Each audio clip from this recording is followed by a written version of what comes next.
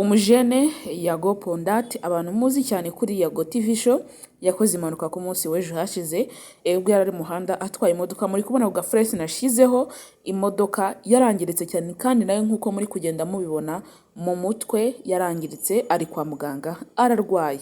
Linda Priya nawe ari kwa muganga, The Ben nawe amaze igihe arwaye. Ese ni iki kirishe inyuma y'aba basitari bose bari kugenda barwara ndetse bakajya no mu bitaro? Biraterwa n'iki? Nibyo ngira ngo tuganireho twinjire mu kiganiro cyacu cy'uyu munsi.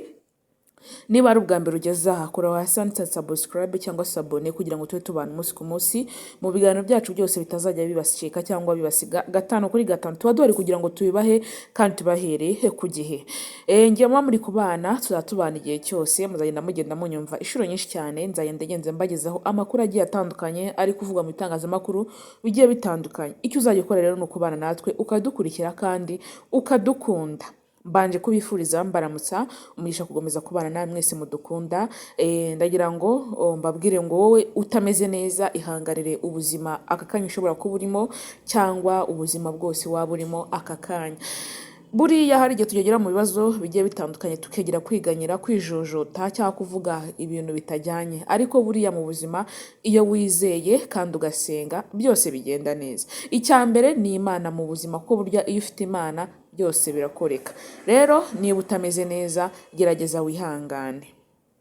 Reka tubane mu kiganiro cyacu. Ubundi amazina yiswe n'ababyeyi yitwa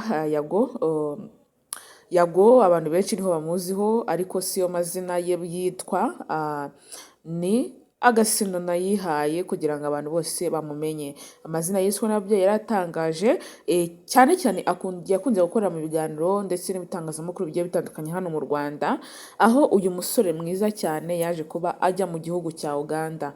Yagiyeyo ku mpamvu ze bwite, agendayo ariho agiye gutura ashaka umugore witwa Teta Christa.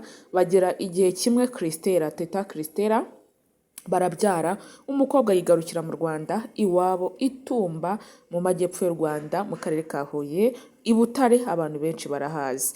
Rero Yago Pondate mu minsi yashize yaravuzwe cyane mu bitangazamakuru bigiye bitandukanye, aho abantu benshi bamuvuze ndetse nawe ajya ku mbuga nkoranyambaga avuga uburyo abasitari bo mu Rwanda batagira urukundo, ariko bamwe baje bamusaba imbabazi kuko hari abo yagiye agirira neza nk'uko agenda abyivugira ndetse yanabyivugiye, ariko bamwe baje kumusaba imbabazi. Ariko byarakomeye birakomeza birakomera, ariko abo bose bamusabye imbabazi n'ubundi bameranye neza cyane. Showbiz nta matika kirimo, nta rwango rukirimo. Yago Pondate nawe nubwo atameze neza ari mu bitaro, ariko twiza yuko azamera neza.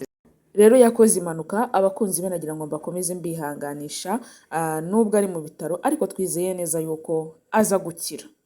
Hakurya undi muhanzi ndetse mu Rwanda uzwi cyane nka Tiger B cyangwa The Ben, abantu benshi bamuzi ku izina rya Mugisha Benjamin, niyo mazina yiswe n'ababyeyi, ariko izina bamuziho cyane ry'ubusitani ni The Ben. The Ben ni umugabo wa Pamela, Uwicyeza Pamela, bafitanye umwana witwa Runa n'umukobwa wawe bwite, babyaye muri 2024. Byari ibyishimo byinshi cyane, ibyishimo abantu benshi babonye barishimira, aho bari bamaze imyaka isaga ibiri batabyara. Abantu benshi ku mbuga nkoranyambaga baravuga ndetse kubera iki batabyara, ariko urubyaro rutangwa n'Imana. Ntabwo aka kanya wahita uvuga ngo urabyara cyangwa ugiye mu byo kubyara, aya Imana ni Imana ibigena. Mugisha The Ben rero Tiger B nawe mu minsi yashize batangaje yuko yarwaye ari mu bitaro, ariko nabonye poste y'umugore we ndetse nawe avuga yuko Mugisha Benjamin ari gukira. Ese ni iyihe mpamvu abasitari bari kugenda barwaragurika hano mu Rwanda?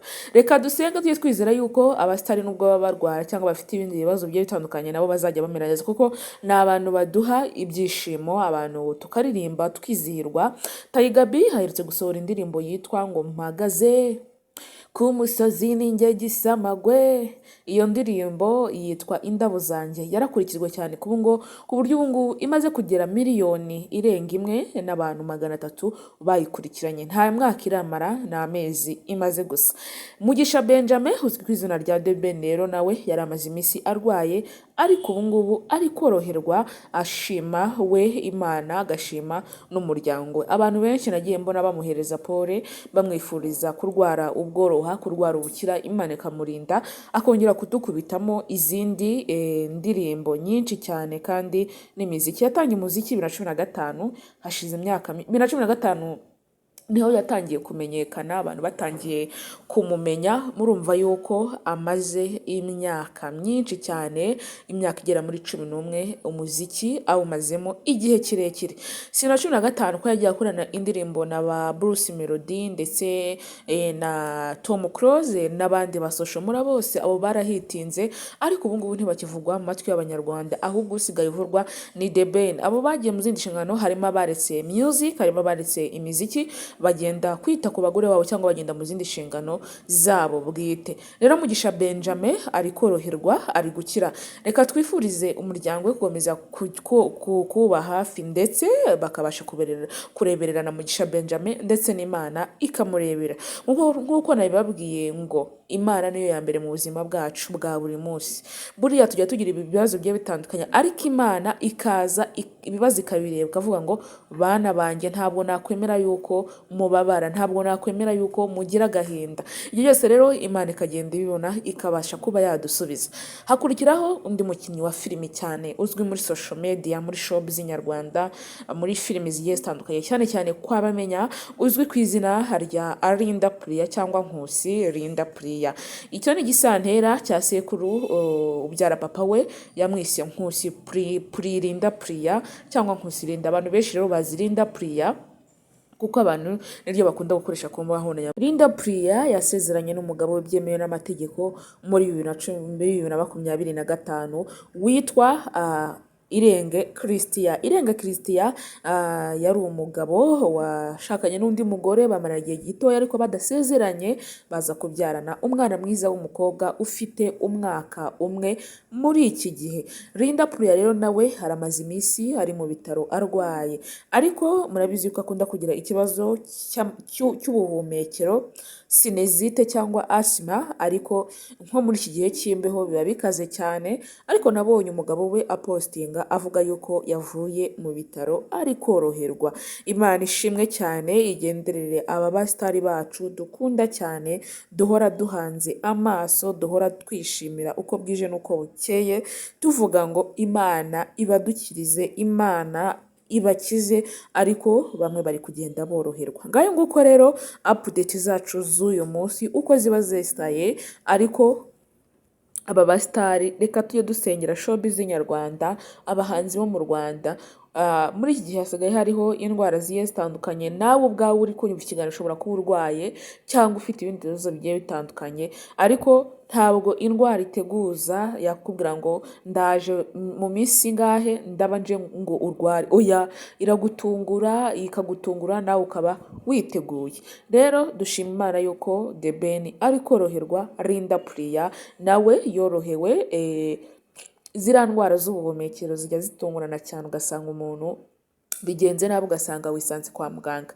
Ariko Linda Priya nabonye umugabo we Irenge Christian apostinga yuko ari koroherwa. Ni byiza, ni iby'agaciro. Abantu muri sinema yacu nyarwanda bari kugenda bahura n'ibibazo bigiye bitandukanye, ariko twizeye yuko bizarangira. Imana rero abo bose ibeho umugisha, kandi nawe ari ubwa mbere utwumvise, ari ubwa mbere uduteze amatwi, ari ubwa mbere ugiye kuzajya bana natwe, turakwizeza yuko tuzatugutenguha, tuzatugenda tutwizaho amakuru meza agiye akurikirana uko babwije n'uko babukeye. Icyo uzajya ukora rero ni ukubana natwe ahangaha. Turi ku cyumweru Sunday, ku bantu bagiye gusenga, amahoro y'Imana bane namwe, kandi abantu bose namwe mutabashe kujya gusenga mwihangane. Ni ku mpamvu zanyu cyangwa si ku mpamvu zanyu bwite, ni ku mpamvu z'ubuzima cyangwa ntabwo ari z'ubuzima, ariko ibibazo byose muba mwagize mujye mwihangana. Abana bagiye gutangira ishuri ejo bundi ku wa mbere, ejo doke ku wa mbere abana barajya mu masomo. Abana bagiye kujya mu masomo, Imana yigaragarize ababyeyi babo babashe kubaha materials, ibikoresho bigiye bitandukanye kugira ngo babashe kujyana ku ishuri.